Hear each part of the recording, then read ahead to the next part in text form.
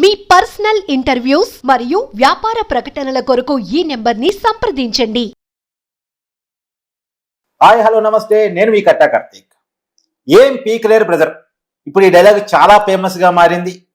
చెన్నైలో అల్లు అర్జున్ పెట్టినటువంటి పుష్ప 2 ఈవెంట్లో ఈ డైలాగ్ తో బ్యానర్లు వెళ్ళటం, ఆ డైలాగ్ ని ఒక పోస్టర్ గా మార్చి అల్లు అర్జున్ తన ఇన్స్టాగ్రామ్ స్టోరీలో పెట్టుకోవడం, తర్వాత డిలీట్ చేయటం.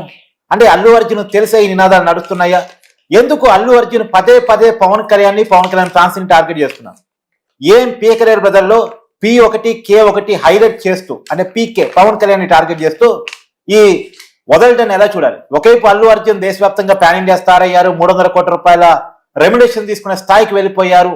ఆ స్థాయిలో ఉన్నటువంటి ఎదిగినటువంటి వ్యక్తి ఎందుకు పవన్ కళ్యాణ్ పదే పదే టార్గెట్ చేస్తున్నారు? మాట్లాడుకునే ప్రయత్నం చేద్దాం. మనతో ఉన్నారు ప్రముఖ రాజకీయ సామాజిక విశ్లేషకులు చంద్ర శ్రీనివాస్ గారు. సార్ నమస్కారం. సార్ నమస్కారం అండి. ఏం పీకలేరు బ్రదర్. P1 K1 హైలైట్ అంటే పీకేని ఉద్దేశించి అల్లు అర్జున్ ఆర్మీ అనాలా, అల్లు అర్జున్ ఆర్మీ ముసుగులో ఇంకెవరన్నా అనాలా? మరి దీన్ని అల్లు అర్జున్ చూసి చూడనట్టు ఎందుకు పోతున్నాడు? పైగా ఎంకరేజ్ ఎందుకు చేస్తున్నాడు? కారణం ఏంటి అసలు? కరెక్టే, మీరు చెప్పింది కరెక్ట్ అండి. నేను పూర్తిగా దానికి కూడా ఎక్కివేస్తున్నాను. ఇప్పుడు పాట్నాలో, బీహార్లో మంచిగా సక్సెస్ అయింది. 2 లక్షల మంది పైన జనం వచ్చారు. అవును. ఓ తెలుగు వాడిని అంతా ఆహ్వానించారు అక్కడ. అవును, గుడ్, పిల్లలు గుడ్. బిజినెస్ కూడా 1000 కోట్లు బిజినెస్ చేసింది. దానికి కూడా తెలుగు వాళ్ళుగా మనం సంతోషించాలి. అన్ని రైట్స్ కూడా అయిపోయినాయి. తర్వాత December 5 రిలీజ్ కాబోతుంది. ఎటువంటి అడ్డంకులు లేవు. ఇదే సమయంలో నిన్న మీరు అన్నట్టు చెన్నైలో 2వ మీటింగ్, దాంట్లో కూడా విశేష ప్రజాదరణ వచ్చింది, బాగానే ఉంది.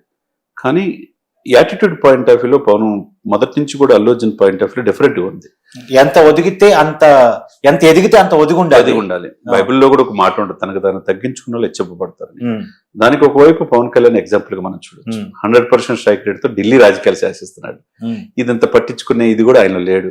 ఏం పీకలేరు అని చెప్పేసి అటువంటి ఫ్యాన్స్ ని, అంటే ఇప్పుడు ఇప్పుడు నటుని చూసి అభిమానులు అవుతారా? అభిమానులు చూసి నటుడు అవుతాడండి? అంటే అభిమాని నటుడు అయిన తర్వాత కదా అభిమానులు పుట్టుకొచ్చేది. అంతే కదండి. ఆయన డిఫరెంట్ యాటిట్యూడ్, ఆ పాయింట్ ఆఫ్ వ్యూలో అల్లు అర్జున్ భిన్నంగా వివరిస్తున్నారు. దాన్ని ఇవన్నీ చూసుకుంటుంటే రోజు రోజుకి ఈయన ఎందుకు 4 వయసు కూడా పూర్తి కాకముందే ఇంత యాటిట్యూడ్ పాయింట్ ఆఫ్ వ్యూ అభిమానులు ఇప్పుడు సరే తను తెలియకుండా ఒక ఫ్లెక్సీలో ఉంది ఏం పీకలేరు అనేది. దీని ఎందుకు ఇటువంటిది ప్రోత్సహించాల్సిన అవసరం ఏంది? అవును, అవసరం ఉందా? ఇప్పుడు ఏం పీకుతారు పవన్ కళ్యాణ్ గారిని చెప్పండి. మనలో మనమాట ఏం పీకే స్థాయిలో ఉన్నారా? ఆయన ఢిల్లీ స్థాయిలో ఉన్నారు. రెండోది ఆయన ఏం పీకలేరు అంటానికి కూడా లేదు. పవన్ కళ్యాణ్ గారు ఏం పీక్ ఎన్నికల ఫలితాలు చూస్తే అర్థమైపోయింది. పలిసారు, ఆయన్ని మాట్లాడిన వాళ్ళంతా ఇంటికి పరిమితం, దేశ సరిహద్దులు దాటి వెళ్ళిపోయారు, పారిపోయారు. ఇప్పుడు రెడ్ శాండిల్స్ దొంగలను కూడా మోకాల మీద నుంచోబెడుతున్నాడు. అవును, ఇప్పుడు పుష్పలో రెడ్ శాండిల్స్ దొంగలి క్యారెక్టర్లే కదా, అటువంటి వాళ్ళు కూడా మోకాల మీద నుంచోబెడుతున్నాడు. అంటే ఇక్కడ ఆలోచించుకోవాల్సింది ఏంటంటే, మీరు అన్నట్టు ఎదిగే కొంది ఒదిగి ఉండాలి. మీరన్నట్టు ఫోర్బ్స్ ఇండియా జాబితాలో టాప్ ప్లేస్ లో అల్లు అర్జున్ వచ్చాడు. 6 దశాబ్దాలు ఎవరు సాధించలేదు నేషనల్ అవార్డు వచ్చింది, సంతోషం. మనం కూడా గర్వపడుతున్నాం తెలుగు వాళ్ళుగా. తర్వాత మంచి బిజినెస్ చేస్తుంది, అనేక భాషలు రిలీజ్ అవుతుంది, పాన్ వరల్డ్ మూవీ అయింది, సంతోషం. ఇక మూడోది, నువ్వు 300 కోట్లు తీసుకుంటున్నావు, తెలుగు వారిగా సంతోషమే. తర్వాత సెకండ్ ప్లేస్ టాప్ 10 తీసుకుంటే సెకండ్ ప్లేస్ లో విజయ్ ఉన్నాడు. చివరి సినిమా అనేది 275 కోట్ల ఆదాయం. 300 కోట్ల రూపాయలు పరిషత్తుకు తీసుకుంటే నెక్స్ట్ 270 కోట్లతో విజయ్ సెకండ్ ప్లేస్ లో ఉన్నాడు. ఆయన ఎలా ఉన్నాడు? ఎదిగే కొద్ది ఒదిగిన పక్కన ఎలక్షన్ లో మనోడు ఎలక్షన్ పార్టీ పెట్టిన ఈయన యాటిట్యూడ్ ఎలా ఉంది? ఎంతవరకు సమంజసం? మీరేమైనా సక్సెస్ అయ్యారా? గతంలో వైసీపీ పార్టీకి సపోర్ట్ చేసి మాకు ఆర్మీ నా ఎమ్మటున్నారు, మరి ఆర్మీ ఓటేస్తే గెలవాలి కదా సార్. నంద్యాల శిల్పారావు చంద్ర ఎందుకు ఓడిపోయాడు?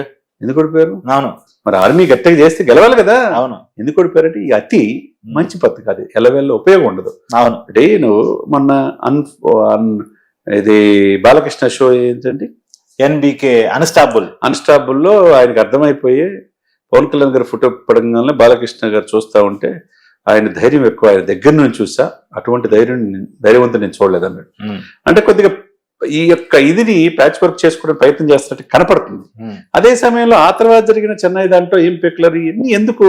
అవును, అటువంటి వాళ్ళు ఖండించాలి. అవును, అరే బాబు ఎదిగే కొంచెం ఎదుగా ఉండాలి, మాట్లాడాలి. అంటే ఇది అల్లు అర్జున్ ఆర్మీ చేస్తుందా? ఆ ముసుగులో వైసీపీ కార్యకర్తలు ఎవరైనా చేస్తున్నారు? అయిపోయింది సార్, వైసీపీ వాళ్ళు బయటకు రాలేని పరిస్థితి. ఎందుకు సార్? అంబట్రాబాబు మన ప్రెస్ మీట్ పెట్టి అల్లు అర్జున్ తొక్కేయాలని చూస్తున్నారు, కానీ అల్లు అర్జున్ సినిమా ఆపితే ఊరుకొని అన్నాడు. అసలు ఈయన ఎందుకు తీసుకున్నాడు అర్థం కావట్లా.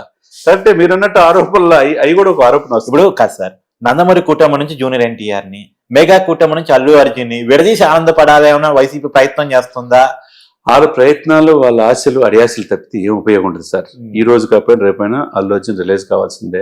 వీళ్ళంతా చిరంజీవి గారిని మహావృక్షం కింద పెరిగిన వాళ్ళే. అంతే కదా సార్. ఎవరైనా ఇప్పుడు అల్లు అర్జున్ మొదటి సినిమా దాడి, దానికి హీరో చిరంజీవి గారు. ఆ సినిమాలో అల్లు అర్జున్ కనపడితే ఒక ఎలివేషన్ వస్తుందని క్యారెక్టర్ పెట్టారు. ఆ తర్వాత నితినికి సంబంధించినటువంటి ఒక సినిమా అసలు అల్లు అర్జున్ అనుకుంటే అల్లు అర్జున్కి అది రాకపోతే నితినికి పోతే అల్లు అర్జున్ బాధపడుతుంటే చిరంజీవి గారు రాఘవేంద్ర గారికి స్వయంగా ఫోన్ చేసి నీ 100వ సినిమా అల్లు అర్జున్ తోనే తీయాలని చిరంజీవి గారు కోరితే రాఘవేంద్ర గారు అల్లు అర్జున్ తో గంగోత్రి తీశారు. మరి దాన్ని బట్టి చరిత్ర తెలుసుకోవాలి కదా. తెలుసుకోవాలి. అసలు ప్లాట్ఫామ్ ఏర్పాటు చేసి చిరంజీవి లేకపోతే నువ్వు ఎక్కడున్నావు? అంతే కదా సార్. పవన్ కళ్యాణ్ లేకపోతే నువ్వు ఎక్కడున్నావు? అంతే కదా. అది కూడా తెలుసుకోవాలి. విపరీతమైన అహంకారంతో ఎప్పుడు పనికిరాదు. అహం పనికిరాదు. అహంతో 150 సీట్లు కదా 175 వస్తాయని ప్రమాణ స్వీకారం ఏర్పాటు చేసుకుంటే ఏమైంది? 11కే పరిమితమైంది. మీరు వెళ్ళిన మీ శిల్ప రవిచంద్రారెడ్డి ఏమయ్యాడు? పోయాడు. ఇక రాజకీయాలు నీకెందుకు? ఇప్పుడు అగ్రభాగానే ఎదుగుతున్నావు, కోట్లతో అభినందించాల్సిన అంశం. ఈ సిచ్యువేషన్స్ లో ఎవరైతే మీ ఫ్యాన్స్ లో కొద్దిగా తీవ్ర పోకట్లు పోతున్నారో ఇటువంటి వాళ్ళు ఏం పెక్కలేదు. ఈ బోర్డులు పెట్టినప్పుడు ఖండించాలా? అవును, ఒక నటుడిగా నువ్వు ఖండించాలా? నీ ఇంట్లో ఎవరు పరాయవాడు కాదు కదా.